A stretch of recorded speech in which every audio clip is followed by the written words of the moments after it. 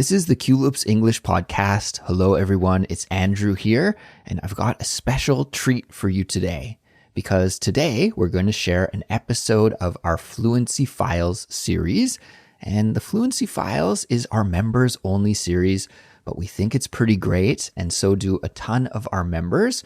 So we decided to share an episode here in our public podcast feed with you all so that you can check it out and see what it's all about too. Now, our Fluency Files episodes are short. They're about 5 minutes each, and they either tell a story from my life or discuss topics that I've been thinking about lately. And their short length makes them perfect for focused study methods like repeated listening or shadowing. Plus, each episode comes with an interactive transcript, a study guide with a glossary, comprehension questions, and prompts for both speaking or writing practice.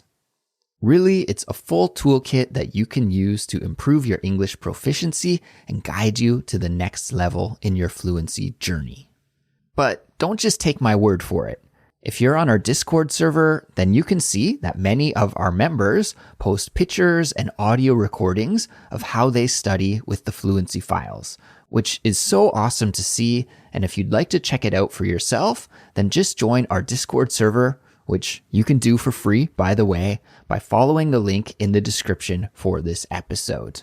And then you'll want to navigate to the Culips script shadowing channel. And this is where you can see people posting their audio files of shadowing with the Fluency Files and also see pictures of their study routines. And it's really cool. So check it out. And personally, I get motivated by seeing the progress so many members of our community are making by studying this way. And I think you will too. So today's episode is titled Mood Boosters. And it's a look into my personal life and the top 5 strategies that I use to lift my spirits when I'm feeling tired, down, or stuck in a rut. And before we get into the episode, I want to ask you a question, because I'm sure you found yourself in a similar situation where you feel tired or down or blue or stuck in a rut. And I'm curious, how did you handle it? Feel free to share your experiences with us on our Discord. I'm really looking forward to hearing what you have to say. And after listening to this episode, if you want to get full access to our entire Fluency Files series, all you need to do is sign up and become a Culips member.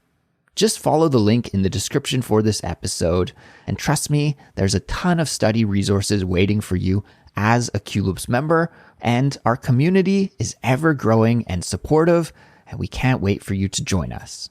So without further ado, let's get started. Enjoy Fluency Files episode number 67, Mood Boosters. Life can be a series of peaks and valleys. There are highs and lows and twists and turns, which make it a real wild ride.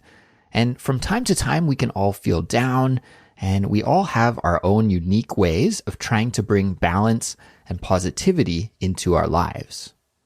Things that make us feel like we're back on track and help us to boost our mood and feel happier or healthier. In this episode, I'll let you in on 5 of my favorite mood boosting rituals that are my go-tos whenever I'm feeling stressed, tired, or blue. Here we go. This probably comes as no surprise to many listeners, but when my mood needs a lift, there's nothing quite like going outside, getting some fresh air, and running. For me, running isn't just exercise, but it's also a kind of moving meditation.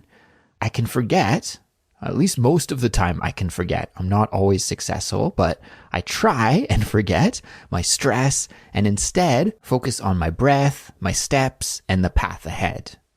After a good run, I feel mentally refreshed, accomplished, and I often find that my emotions soften too. I feel more charitable and more sympathetic.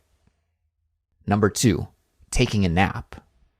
If I'm ever in a bad mood, it's usually because I'm tired. So napping is so essential when I feel drained or overwhelmed. It's my way of giving my body and my mind a break. Lately, I've just been taking 10 to 15-minute naps at my desk. Yeah, at my desk. When it's time for a break, I put on my headphones, I turn on a YouTube power nap video that plays some background brown noise, and I pass out for just a few minutes. Sometimes I'll only fall asleep for 5 minutes or so, but it does the trick.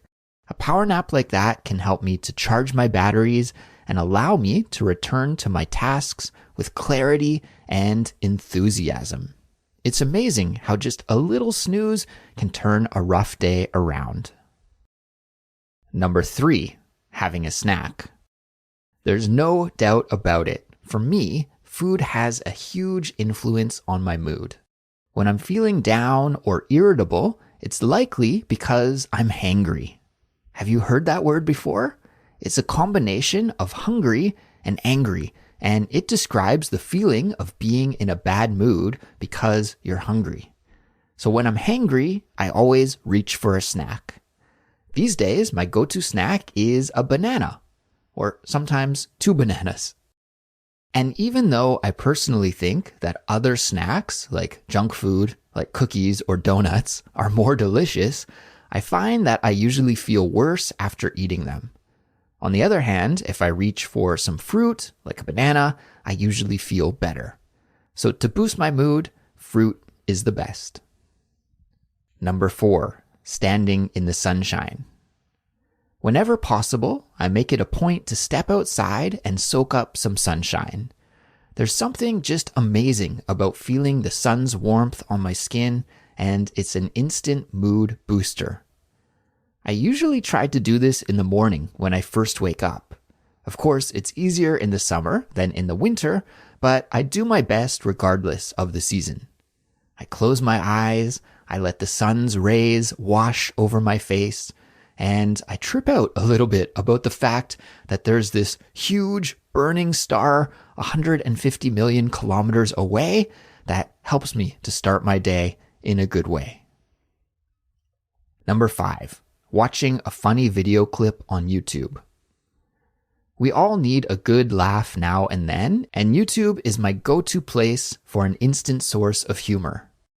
Usually I watch a performance or an interview with one of my favorite comedians.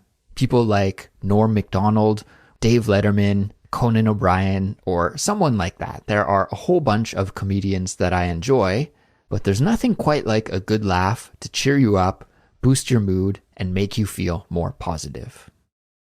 So these are the 5 things that I turn to whenever I need a mood boost.